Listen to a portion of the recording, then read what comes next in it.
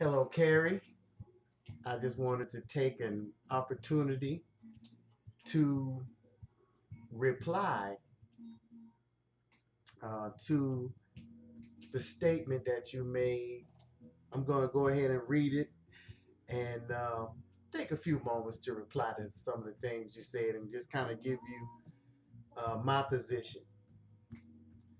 What you said was my 2 cents to the question posed. It depends. And of course, the question was, do you need to be a closer in order to be excellent in marketing? So your answer was it depends. If they are focused on the sales execution portion of marketing, then yes, absolutely they have to be able to close. If they are focused on strategy, digital marketing, or a variety of other disciplines, then no, I don't think they have to be a good closer. But they must have good closers on their team. I agree with you 100%.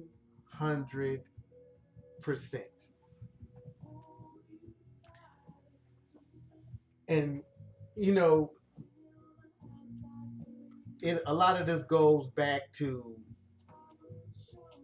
something in psychology and sociology that they study called nature versus nurture. It's my opinion that some people are born closers. They just have an innate skill that allows them to be able to win friends and influence people.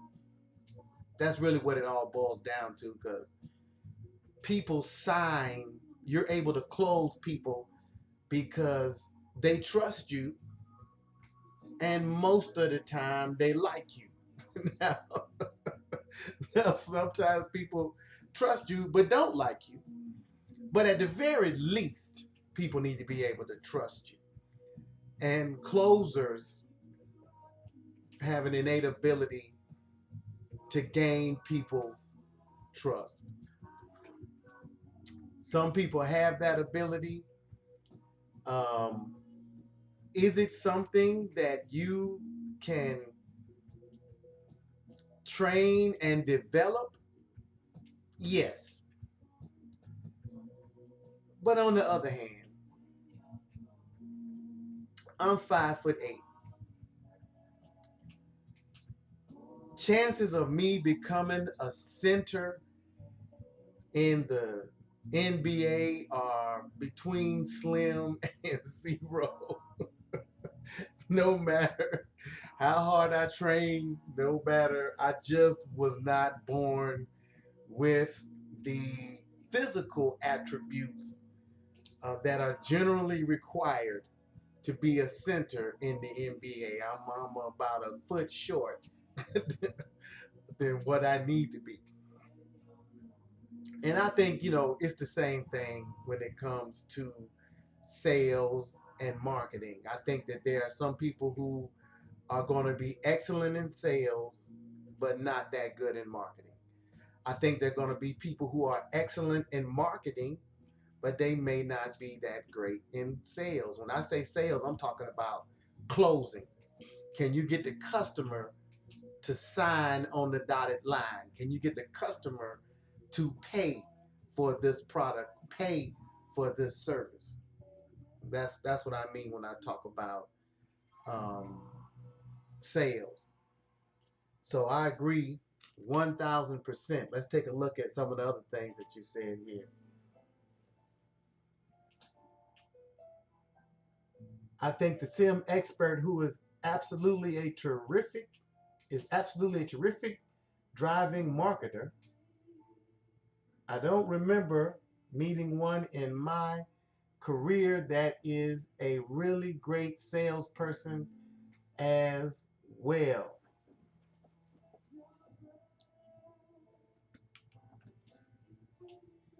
I'm thinking,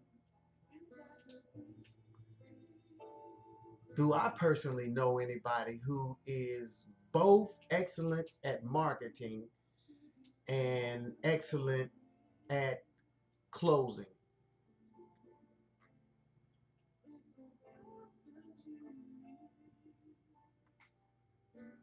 I can honestly say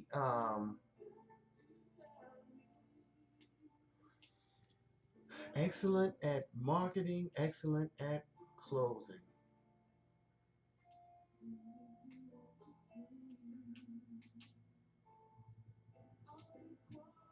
Hmm.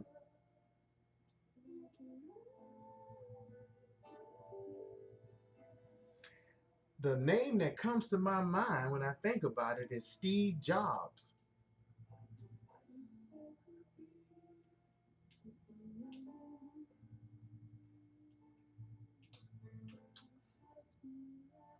I would think possibly Steve Jobs. Um, and to be honest with you, the reason why I'm in this course is to become just that. As far as sales, getting a customer to close, I can pretty much sell ice to an Eskimo because I learned a long time ago. Sales is less about influence and it's more about understanding what the customer needs and desires. And you simply connect their needs and their desires to the attributes of your product. So there are all different types of ways of closing. I mean, I've seen people, and when I was a young salesman, I used to be the same. I would just basically browbeat a customer to death until they just signed to get me out of their house. When I was a young insurance salesman about 30 something years ago. Um, so that's one that is one way to be successful in sales. You just basically, like a prosecutor in a courtroom, just go through and shoot down every excuse that a customer has not to sign to the point that it's almost ridiculous for them not to sign, and then you end up with the sale. The problem with that strategy is the customer signs, but then they're often they start to feel regret once you leave. You know, they start wondering, did they do the right thing? Is this what I really wanted? And you may have forced them to buy something they didn't really want or need. Um, as I matured in the sales and closing game, I realized number one, all customers are not what you want. You don't want everybody who can afford your product. Um, some people, some customers are just basically cheapskates. And those type of customers are going to be more problem than they are profit. They're going to want to get the cheapest, they want to pay the cheapest amount, and they're going to want a 5-star service with 1-star investment. And the worst thing you can do is talk a person like that into becoming your customer. Lord have mercy. So being I would say being an excellent closer, it is also being a discriminating closer. You know, what kind of customers are you bringing to the table? You know, am I bringing the type of customers who are going to help my company grow and be, you know, basically a partner with the company? Or am I bringing people to the table who are going to be constant problems, constant complaining, the kind that want to, you know, They want 5-star service. They want to come up with 1-star investment, and then those be the first ones to want to take you to court and file a lawsuit. So at the end of the day, I agree with you 1,000%. Some people are cut out to be, working on the marketing side. They might not be able to stand in front of a crowd and close a crowd. They might not be able to sit in front of a customer and close a customer, but they are able to create an outstanding marketing campaign. That being the case, I will say this, and this is coming from me as a business owner.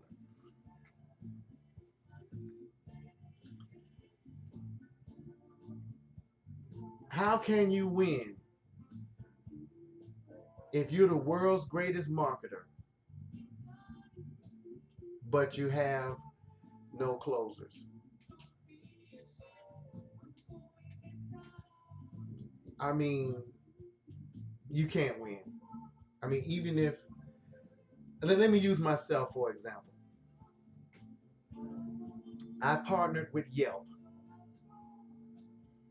One of the main things that the young lady, and I told her straight up, I said, let me tell you something. If you can bring me the customers, first off, I'm not paying you a dime up front. You bring me the customers, and I will pay you what Yelp is asking for on a monthly fee out of the profits that I get from you bringing me the customer. This arrangement only works because I'm a master closer. If I were not a master closer, then Yelp could provide me leads all day, every day. And I still would not be able to be successful as a businessman. So I say that, okay, you're a marketer. You're providing the customer base for your company or your organization. But if they cannot close and you don't have the resources to either teach them how to close or go in and close for them, I don't know how you can win, because the company is not going to be successful. And whether or not is your fault is really irrelevant. At the end of the day, like I said, Yelp could send me customers all day, every day. But if I can't pick up the telephone, call that customer, set up an appointment, go to their home or business, examine and diagnose whatever issue that they're having, and come up with a reasonable prescription, Yelp is pretty much wasting their time. And I'm wasting my money paying Yelp. So, um,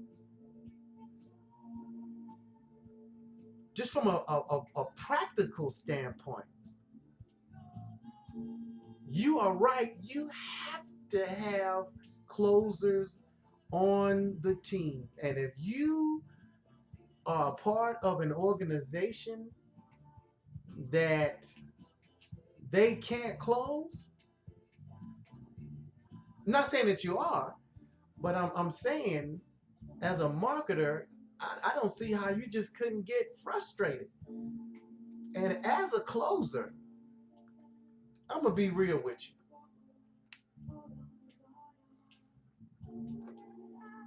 And I'm going to use baseball for an example. If you can come up to bat and get on base, not hit a home run, if you can get on base 3 out of 10 times, you will become a multimillionaire and sign millionaire contracts.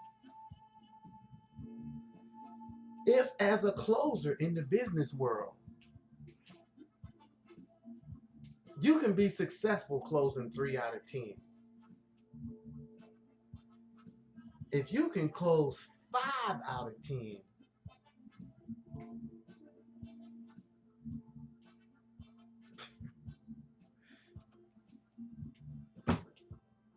your prospects are unlimited. Your prospects are unlimited. The last analogy I'm going to leave you with is a lion in the jungle. I want you to imagine a lion sitting under a tree, herd of 500 wildebeest slowly grazing, let's say 200-300 yards to the west. How many wildebeest does that lion have to capture in order for him and the rest of the pride to eat well?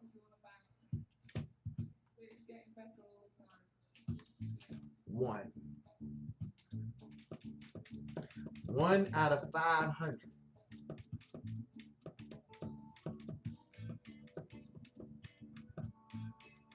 Now, if he's chasing rabbits, that's a different story. But if he's learning how to catch wildebeest, one wildebeest every couple of days, he can feed the whole pride. And oh, by the way, when it comes to lions, the women do the hunting. So you can definitely step up. I believe that you can step up in the business world and you can be the lion. You can be the lioness that goes out and brings down the wildebeest.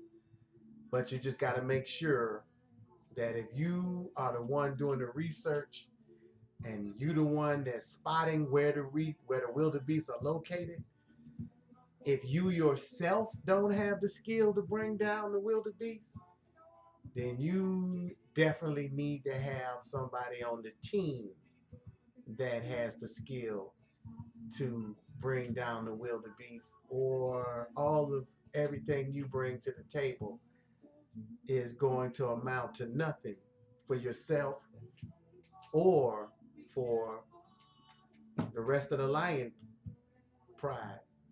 Everybody gonna end up starving. So that's the last. That's my 2 cents on marketing and sales slash being able to close. God bless. I hope that something I shared with you will just give you something to think about. Because I don't know it all. You know, all I can share with you is what I've learned over the years running several companies. Thank you. God bless.